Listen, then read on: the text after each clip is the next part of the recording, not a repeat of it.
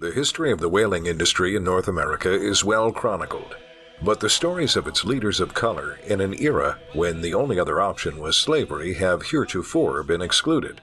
The struggles and successes of these whaling captains occurred against a backdrop of slavery, economic disenfranchisement, and enormous hardship.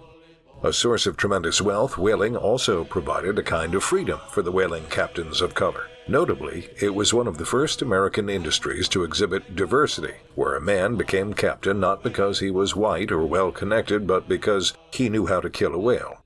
Along the way, he could learn navigation, reading, and writing. He could also explore alternatives not found on land.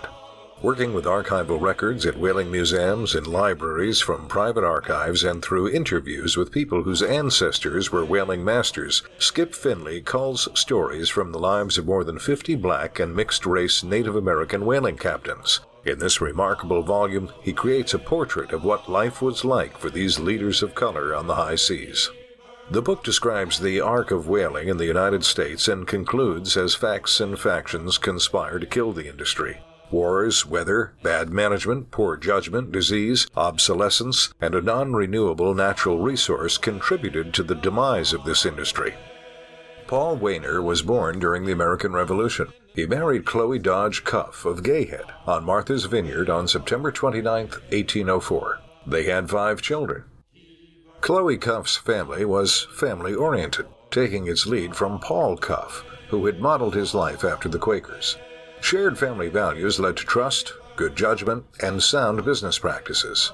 Most captains of color tended to be family-oriented men, so much so that some, including William T. Shorey and Valentine Rosa, took their families on whale trips with them. And so, a list of 10 whalemen's commandments attributed to crew members new to the whaling trade underscores the Cuffs' family values.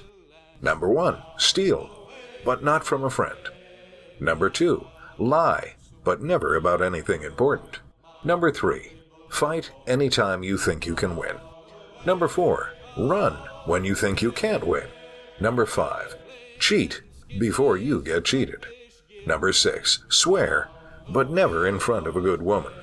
Number 7, drink as much as you can hold. 8, love as many women as you can catch. Number 9, never tattle. Number 10, never volunteer.